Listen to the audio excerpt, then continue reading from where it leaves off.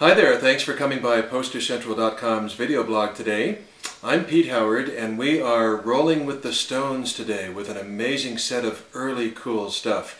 The Rolling Stones' first American tour was only 10 dates in June of 1964, and I've got here to show you today the very first known American concert poster, the very first known American concert ticket, and the very first known American promo poster from London Records, all for the Rolling Stones. So it's an amazing trifecta and great fun.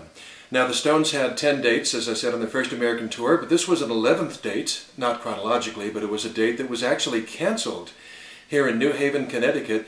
Word has it, for lack of ticket sales. Perhaps the only Rolling Stones American concert ever canceled due to lack of interest. That's just something pretty amazing to think of in itself.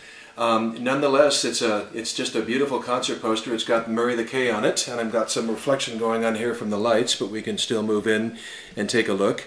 And it's got just great wording on it, and it's got, you know, England's newest sensations, you know, got some nice hyperbole going on and stuff like that.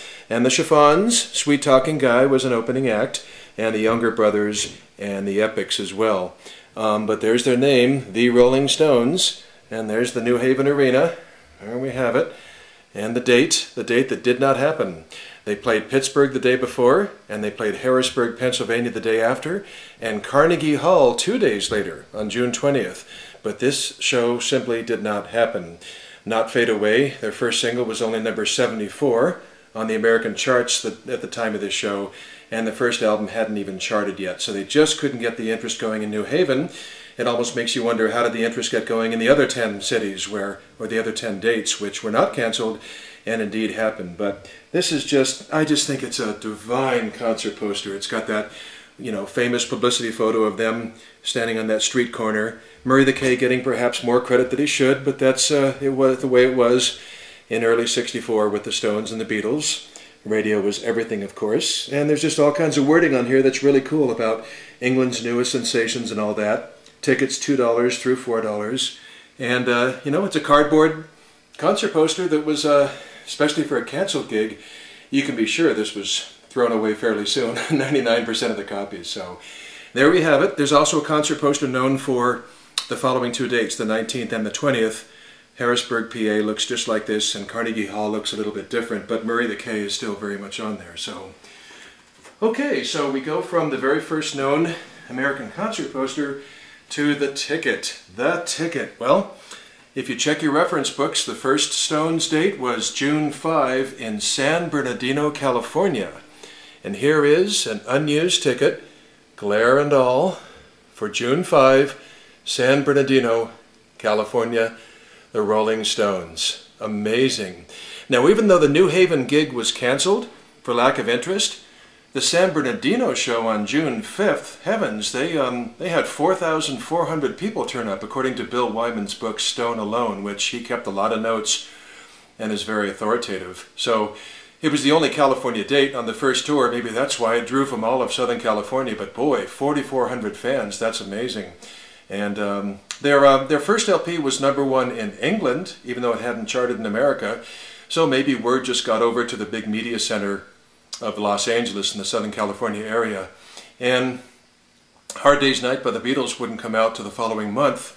Maybe that's one of the reasons the Stones' first album was #1 in England, because the Beatles' second album with the Beatles had sort of run its course, and so it was this little window the Stones could take advantage of in England. But again, they were many months behind charting in America. So, you know, this is 4,400 to hear Wyman tell it. Screaming teenage girls showed up, and, you know, the British invasion was underway. Obviously, Beatlemania was everywhere. And there were girls jumping up on stage, you know, again, this is the June 5th date, you know, corralling the band members with their arms around their necks, and Mick Jagger was the constant target, and bass player Wyman just stood off to the back quietly and watched it all and played the bass lines, of course.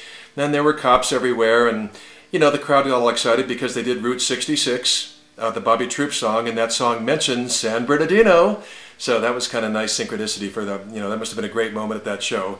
And after the concert, Wyman says 2,000 fans gathered around the bus after the show on their getaway. So it was a real Stones mania date, this this June 5th date in San Bernardino, and they definitely did not make a concert poster. I had the good fortune to speak to the promoter of the show once, but that's not where and he said they just didn't make posters for it. Obviously they didn't have to. They still sold 4,400 tickets. Interesting story behind this ticket. The person I got it from won it from a radio station by answering a trivia question, and she won the Stones ticket and a 6-pack of Coke, and all she wanted was the 6-pack of Coke. So she went to get her Coke for a sleepover that night.